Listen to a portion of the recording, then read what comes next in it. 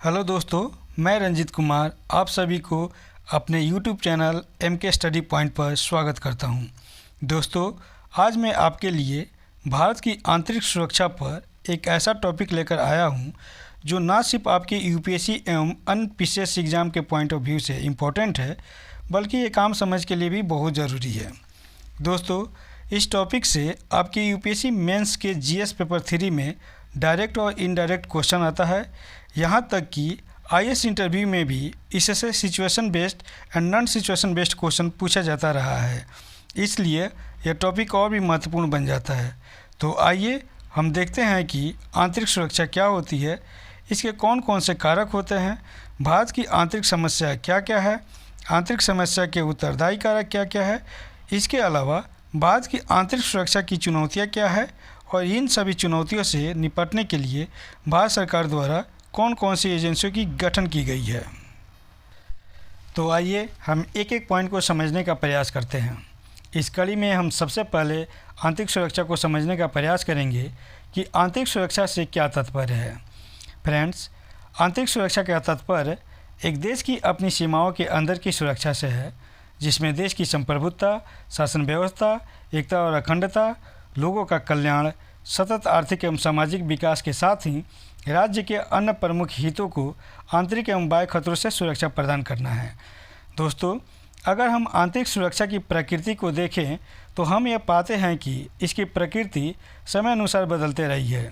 जहां एक ओर भारत की आज़ादी से पूर्व आंतरिक समस्याओं में धरना प्रदर्शन, रैलियाँ, सांप्रदायिक दंगे और धार्मिक उन्माद को देखा जा सकता है, वहीं स्वतंत्रता पश्चात विशेषकर 21वीं शताब्दी में इसकी प्रकृति बदली और इसकी मेन समस्याओं में साइबर हमला को देखा जा सकता है, जिसका प्रयोग एक देश अपने शत्रु देश में आतंकवाद को बढ़ाकर और वहां हिंसा को फैलाकर सामाजिक सौहार्द को तोड़ने का प्रयास करता है, जिससे अंततः उस देश को काफ़ी क्षति पहुंचती है।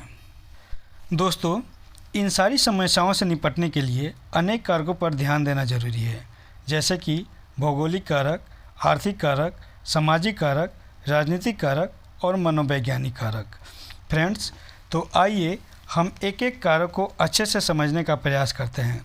इसमें सबसे पहले हम भौगोलिक कारक को समझेंगे कि कैसे किसी देश की भौगोलिक अवस्थिति उस देश की आंतरिक सुरक्षा के लिए जिम्मेदार होती है। फ्रेंड्स, भौगोलिक कारक राष्ट्रीय सुरक्षा के प्रमुख कारकों में शामिल होता है। कई ऐसे राजनीतिक विशेषज्ञ हैं जो यह बताते हैं कि भौगोलिक स्थिति ही यह तय करता है कि किसी देश की विदेश नीति कैसी होगी। देशों की भौगोलिक अवस्थिति उसकी सुरक्षा में कितना अहम योगदान रखता है, इसको ध्यान में रखते हुए फ्रांस के शासक नेपोलियन ने कहा था कि एक देश की विदेश नीति उसके भूगोल द्वारा ही निर्धारित होती है। इसके अतिरिक्त अमेरिकी राष्ट्रपति अब्राहम लिंकन ने भी कहा था कि भौतिक भूगोल अन्य तथ्यों की तुलना में विश्व राजनीति को अधिक निरंतर रूप से प्रभावित करने वाले तत्व होते हैं। फ्रेंड्स, अगर हम भारत की बात करें तो हम देख सकते हैं कि आफ्टर इंडिपेंडेंस हमने ना तो अमेरिकी नेतृत्व ग्रुप को ज्वाइन किया और ना ही सोवियत संघ के नेतृत्व वाले समूह को ज्वाइन किया। इसका मेन कॉज भारत की भौगोलिक अवस्थिति ही रही है, जहाँ एक ओर प्रायद्वीपीय भारत समुद्रों से घिरा है, वहीं दूसरी ओर उत्तरी भारत महान हिमालय से घिरा है।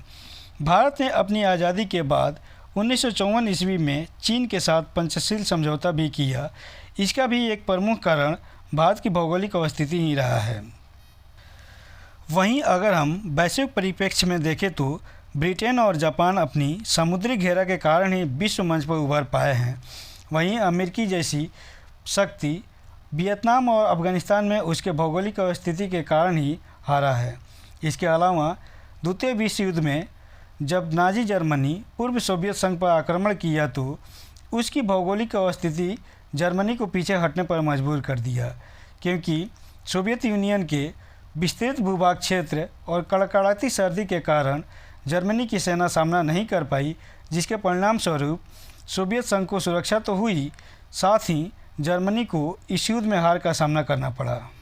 दोस्तों, आंतरिक सुरक्षा के कारकों में भौगोलिक कारक के बाद दूसरा जो अहम कारक है वह है आर्थिक कारक।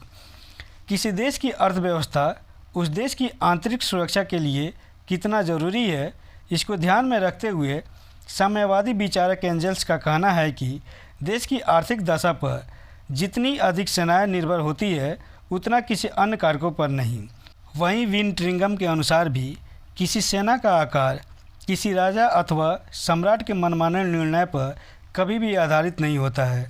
इसका निश्चय उस देश की कृषि तथा उत्पादन स्तर की दृष्टि में रखकर ही किया जा सकता है। दोस्तों, वर्तमान समय में कोई देश कितना सुरक्षित है, इसका अंदाज़ा इससे लगाया जा सकता है कि उस देश की आर्थिक हालात कैसी है। इसके लिए सबसे बेस्ट एग्जाम्पल हम अपने बगल में अवस्थित देश श्रीलंका तथा पाकिस्तान को देख सकते हैं। इसके अलावा एक रिसेंटली एग्जाम्पल हम ब्रिटेन में देख सकते हैं, जहां मात्र 2 माह के अंदर ही 3 प्रधानमंत्रियों की नियुक्ति हो गई है। पहले बोरिस जॉनसन, उसके बाद लिज ट्रस्ट और फिर ब्रिटेन के पहले भारतीय मूल के प्रधानमंत्री बने ऋषि सुनक। इनके भी प्रधानमंत्री बनने के महज 2 माह के अंदर ही यानी दिसंबर 2022 में ब्रिटेन के लगभग सभी सरकारी कर्मचारियों ने अलग अलग डेट में विरोध प्रदर्शन किया है, जो पूरे दिसंबर माह तक चलते रहा है। दोस्तों, अगर कोई देश आर्थिक रूप से सशक्त होता है तो वह अपने आंतरिक सुरक्षा के लिए हथियार का मैन्युफैक्चरिंग कर सकता है, और अगर मैन्युफैक्चरिंग नहीं कर सकता है तो वह हथियारों को दूसरे देश से आयात कर सकता है। इसके अलावा आतंकवादियों के गतिविधियों को रोकने के लिए भी एजेंसियों और नवीन तकनीकों को विकसित कर सकता है।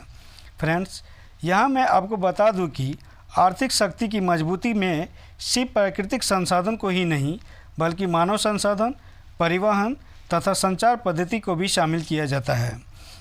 दोस्तों, अगर हम सिपरी, जिसका फुल फॉर्म स्टॉकहोम अंतर्राष्ट्रीय शांति अनुसंधान संस्थान होता है, का फायर पावर इंडेक्स को देखें, जो हाल ही में जारी किया गया है, इसमें अमेरिका, रूस, चीन, भारत और जापान का रैंक क्रमशः पहला, दूसरा, तीसरा, चौथा और पाँचवा है। इस क्रम में तीसरे और चौथे स्थान पर एशिया के 2 विकासशील देश हैं, जिनकी आय बढ़ी और इन्होंने अपनी सुरक्षा पर ध्यान दिया। अगर हम वर्तमान समय को देखें तो भारत की रक्षा बजट भारत के कुल बजट का 13.73% हो गया है। वहीं अगर हम जापान की बात करें तो रूस और चीन की आक्रामक नीति के कारण इसने भी अपनी रक्षा बजट को बढ़ा लिया है।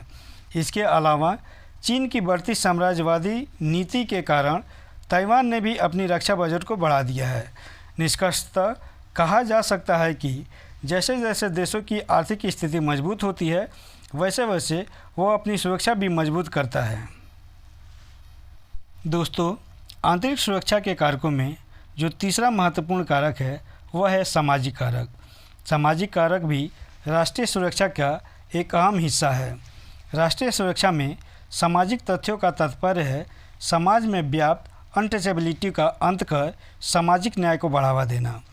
दोस्तों, अगर कोई देश या समाज अपने लोगों के बीच सामाजिक न्याय को पूर्णतः देने में असफल रहता है और समाज को जाति, भाषा, लिंग, धर्म, क्षेत्र इत्यादि के आधार पर बांटता है, तो ऐसे देशों समाजों में सांप्रदायिक दंगे, हिंसा, भीड़ द्वारा किए गए हिंसात्मक गतिविधियाँ बढ़ने लगती है, जिससे गृह युद्ध की नौबत आ जाती है और राष्ट्रीय सुरक्षा खतरे में आ जाती है। दोस्तों, यही कारण है कि भारतीय संविधान निर्माताओं ने अपनी दूरदर्शिता का परिचय देते हुए संविधान के भाग 3, जिसमें नागरिकों के मौलिक अधिकार की चर्चा की गई है, में अनुच्छेद 15 और अनुच्छेद 17 को जोड़ा, जहां अनुच्छेद 15 भारत के किसी भी नागरिक से सामान्य परिस्थिति में जाति, धर्म, लिंग, जन्मस्थान और क्षेत्र का आधार पर विभेद करने पर अंकुश लगाता है। वहीं अनुच्छेद 17 अनटचेबिलिटी का उन्मूलन करने की बात करता है। दोस्तों, आंतरिक सुरक्षा के कारकों में जो चौथा महत्वपूर्ण कारक है वह है राजनीतिक कारक। राजनीतिक कारक में राष्ट्रीय चरित्र, नेतृत्व और राष्ट्र की विचारधारा को शामिल किया जाता है। दोस्तों, यहाँ मैं आपको बता दूं कि राष्ट्रीय चरित्र से तात्पर्य है कि कोई देश लोकतांत्रिक प्रकृति का है अथवा तानाशाही प्रकृति का है। जहां लोकतांत्रिक चरित्र वाले देशों में आम आदमी के पास यह अधिकार होता है कि वह सरकार द्वारा उठाए गए कोई कदम का विरोध कर सकता है जो संविधान विरुद्ध हो, जिससे देश की एकता एवं अखंडता बाधित होती है।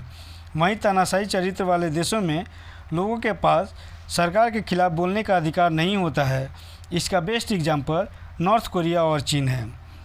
दोस्तों, इसके अलावा राजनीतिक कारक का दूसरा महत्वपूर्ण कारक नेतृत्व है।